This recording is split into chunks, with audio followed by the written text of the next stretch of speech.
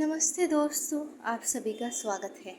आज हम आपको इतिहास के पन्नों पर लिखी एक बेहद खूबसूरत अदाकारा की कहानी बताने जा रहे हैं। आज एक ऐसी अदाकारा की कहानी बताने जा रहे हैं जिनकी की शक्ल, सूरत, अदा इतनी ज़्यादा अलग, अनोखी और मासूम थी, और साथ ही साथ चेहरे की सादगी के साथ साथ इनकी आवाज़ भी बहुत सुरीली थी, और इनका नाम भी इनकी आवाज़ से मेल खाता सुरैया है। तो आइए आज आपको इनकी कहानी ऐसे बताएंगे कि आप बार बार आना चाहेंगे, बार बार इनकी वीडियो देखना चाहेंगे। तो आइए शुरू करते हैं। अपने समय की सबसे अधिक भुगतान पाने वाली कलाकार को याद करते हुए आज उनके विषय में बात करने जा रहे हैं।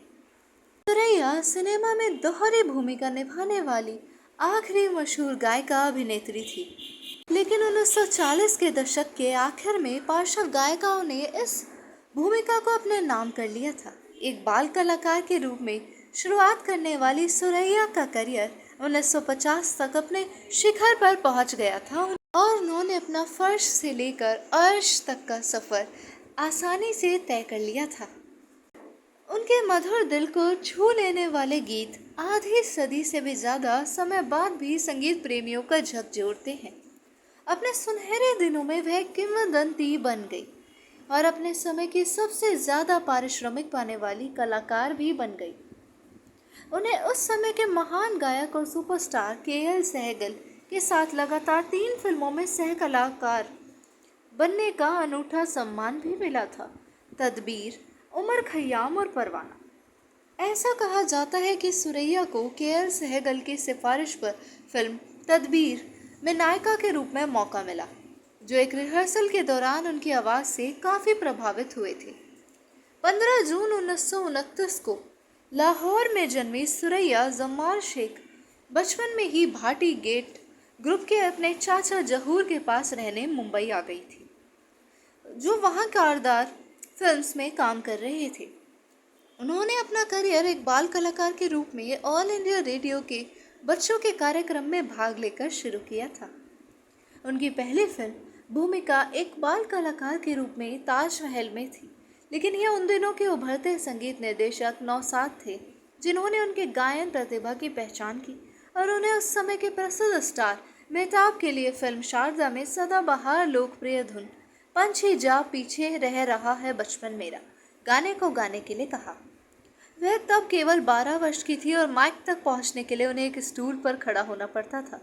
जब वह 15 वर्ष की हुई तब उन्होंने 1943 में बॉम्बे टॉकीज 40 के दशक के मध्य में 2 चेहरे जो अपने संगीत के साथ फिल्मी दुनिया पर छाए रहे, वे थे सुरैया और नूरजहां। सुरैया ऐसी एकमात्र गायिका थी जिन्होंने विभाजन के बाद भारत में ही रहने का फैसला किया, जबकि नूरजहां और खुर्शीद पाकिस्तान चले गए। इस तरह 1947 से 50 के बीच उनकी प्रसिद्धि में धीरे धीरे उछाल आया।